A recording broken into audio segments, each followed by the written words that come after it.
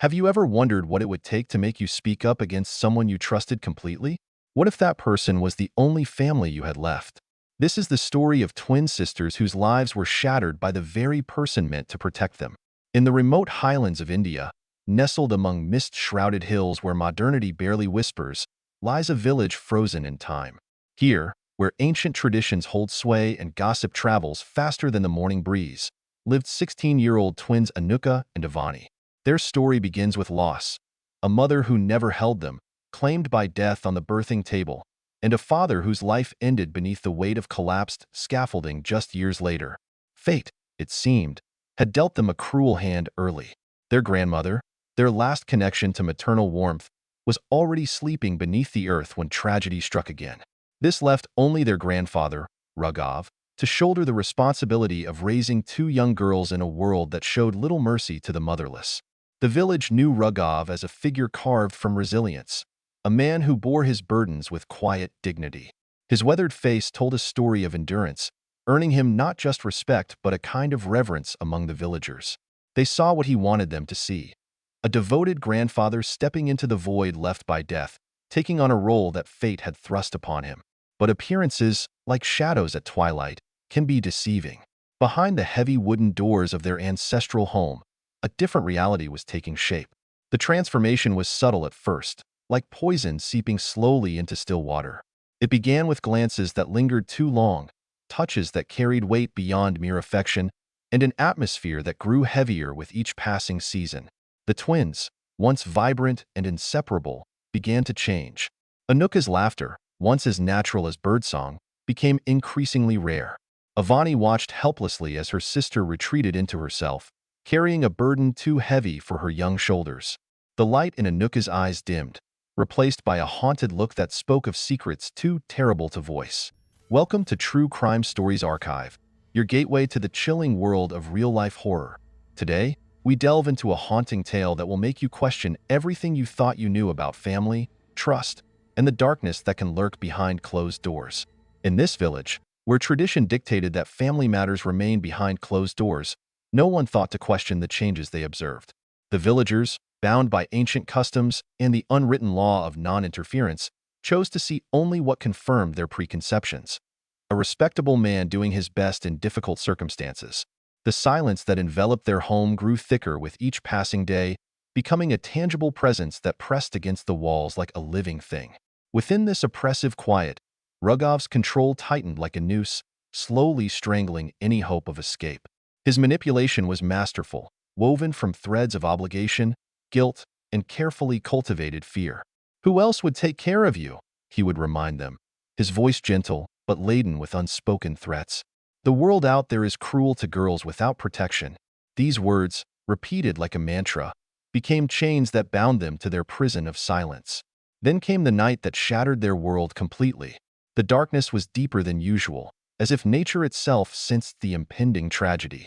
Anuka's revelation came in broken whispers, her voice trembling like autumn leaves in a storm. She was pregnant. The words fell between the sisters like stones into still water, creating ripples that would eventually become tsunamis. Ragav's response was swift and calculated.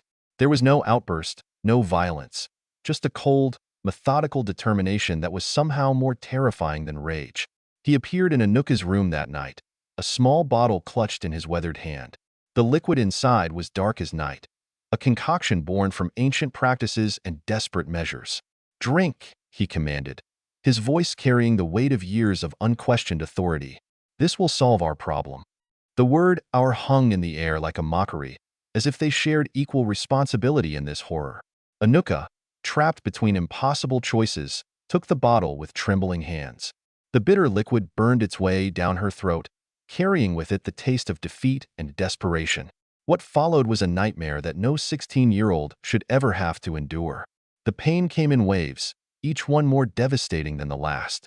Avani, awakened by her sister's muffled cries, found Anuka writhing on the floor, her body betraying her in the most brutal way possible. The night stretched endlessly, marked by moments of terrifying clarity and periods of helpless confusion. By the time they found someone willing to drive them to the nearest clinic, morning was painting the sky in shades of gray. But it was too late.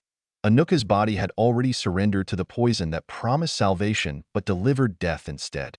Her hands, still clutched protectively over her abdomen, had grown cold, as if trying to warm a life that had already slipped away. In the aftermath of Anuka's death, Ragav moved with the precision of a man accustomed to containing disasters. Before the sun could fully rise, he had already begun orchestrating the narrative that would shield him from suspicion. His movements were methodical, his demeanor composed, the very picture of a grieving grandfather preparing to lay his grandchild to rest. To the villagers gathering to offer condolences, he presented a carefully crafted tale. A sudden illness, a tragic turn, an unfortunate delay in reaching medical help. His performance was flawless, each word measured, each gesture calculated to evoke sympathy rather than suspicion. The village doctor, overwhelmed by daily casualties in this remote region, initially saw no reason to question the account of a respected elder. But within Avani, something fundamental had shifted. The weight of her sister's death pressed against her chest like a stone, making each breath a conscious effort. The truth burned inside her, a flame that refused to be extinguished by fear or tradition.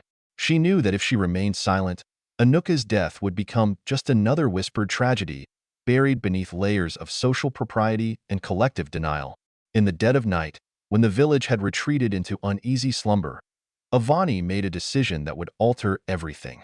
Her bare feet carried her through the darkened streets, each step taking her further from the suffocating grip of her grandfather's influence. Her destination was the home of Principal Mira, a woman known for her unwavering commitment to justice. Mira's reputation preceded her.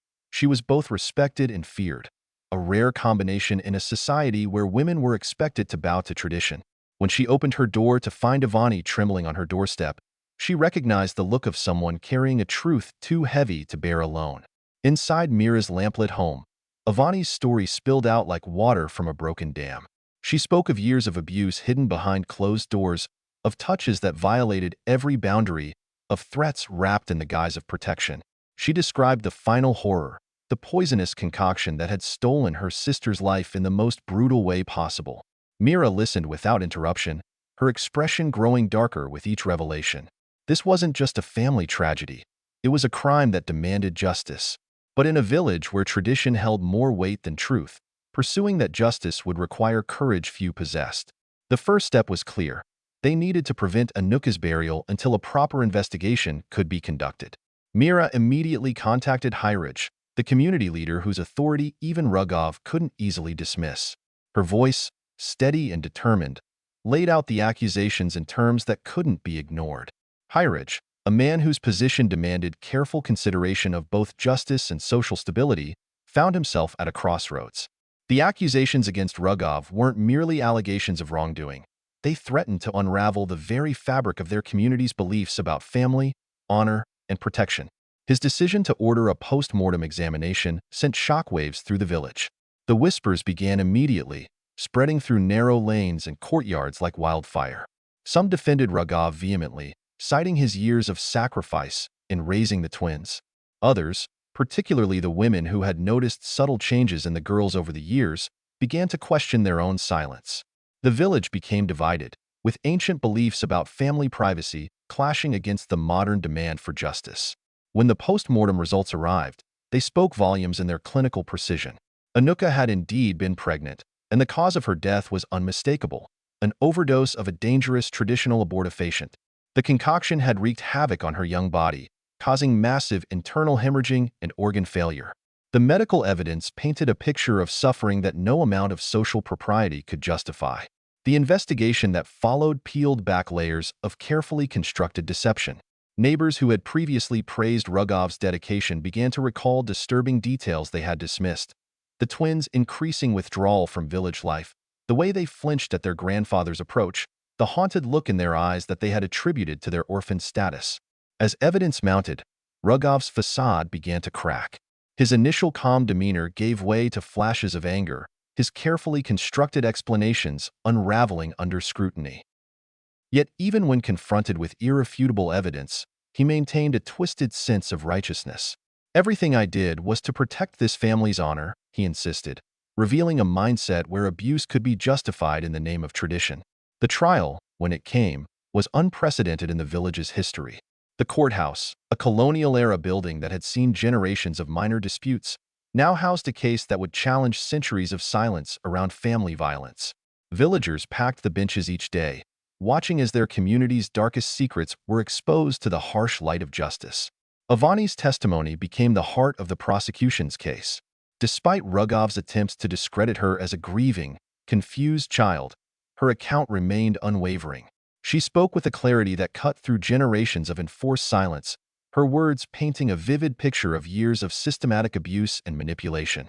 Standing before the court, Avani's voice trembled but never faltered as she recounted the years of torment. Each word was a stone cast into the still waters of village life, creating ripples that would forever change their community.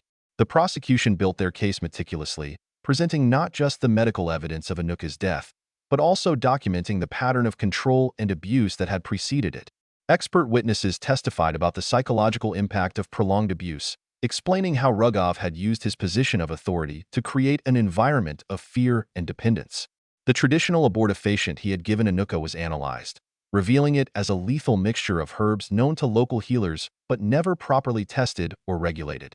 Throughout the proceedings, Ragav maintained his composure, but his eyes betrayed flashes of something darker, a combination of anger and disbelief that his authority could be questioned. His defense relied heavily on his reputation and the traditional belief that family matters should remain private. But in an era where such defenses were increasingly scrutinized, his arguments rang hollow. Principal Mira's testimony proved crucial. She spoke of the night Avani had come to her, describing the terror in the young girl's eyes and the weight of truth in her words. Her position in the community lent credibility to Avani's account, and her unwavering support helped others find the courage to speak up about similar incidents they had witnessed or suspected. The defense attempted to paint Ragav as a misunderstood traditionalist, someone who had merely tried to maintain family honor in accordance with ancient customs. They argued that his actions, while perhaps misguided, were born of a desire to protect his granddaughters from scandal. This defense strategy backfired spectacularly, serving only to highlight the dangerous ways in which tradition could be used to justify abuse. As the trial progressed, more details emerged about the psychological warfare Ragav had waged against the twins. He had systematically isolated them from potential support systems, using their orphan status to create complete dependence on him. His manipulation extended beyond physical abuse. He had crafted an environment where the girls believed they had no choice but to endure his protection. The community leader, Hyrich, took the stand to describe how Ragav had used his respected position to deflect any questions about the twins' welfare. His testimony revealed how social structures designed to protect could become tools of oppression when wielded by those with malicious intent.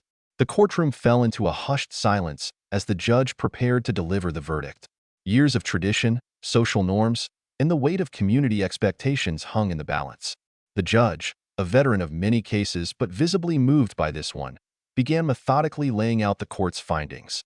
"In my years on the bench," the judge began, his voice carrying to every corner of the packed courtroom, "I have seen many attempts to justify cruelty in the name of tradition. Today, we must draw a clear line." His words cut through generations of accepted silence around family abuse. The verdict was unequivocal. Ragav was found guilty on all counts. The charges included sexual abuse of minors under his care, culpable homicide in Anuka's death, and the deliberate administration of dangerous substances leading to death. The sentence was severe: life imprisonment with no possibility of parole for the first 20 years. But the judge wasn't finished. In an unprecedented move, he added special conditions to the sentence. Ragav would serve his first decade in solitary confinement, a punishment that mirrored the isolation he had forced upon his granddaughters. "You used silence as a weapon," the judge declared. "Now you will understand its true weight." As the verdict was read, Ragav's composed facade finally cracked. The mask of respectability he had worn for so long shattered, revealing the true face of a man who had never expected to answer for his crimes. His eyes, once commanding respect through fear, now showed only the hollow defeat of a predator finally caught. For Avani, the verdict brought a complex mix of emotions. There was relief, yes, but also an overwhelming sense of grief, not just for Anuka, but for the childhood they had both lost. Justice had been served, but it couldn't bring back her sister or erase the years of trauma they had endured. The verdict's impact rippled through the village like an earthquake, shaking foundations that had stood for generations. It forced the community to confront uncomfortable truths about how tradition and respect could be weaponized by those with evil intentions. Many who had initially defended Ragav now grappled with their own complicity in maintaining a system that protected abusers. The case became a watershed moment for the region, prompting discussions about child protection and the limits of family privacy. Other victims, emboldened by Avani's courage, began coming forward with their own stories of abuse hidden behind closed doors. The wall of silence that had protected predators for generations began to crumble. In the months following the verdict, Avani faced the daunting task of rebuilding her life from the fragments of her shattered world. Principal Mira, who had become more than just an ally during the trial, stepped forward as her legal guardian. Under Mira's protective wing, Avani found something she had lost long ago, a sense of safety. The old house where the horrors had unfolded was sold, its proceeds placed in a trust for Avani's future education. She couldn't bear to live within those walls anymore. Every corner held echoes of Anuka's last night. Every shadow seemed to harbor Ragav's presence.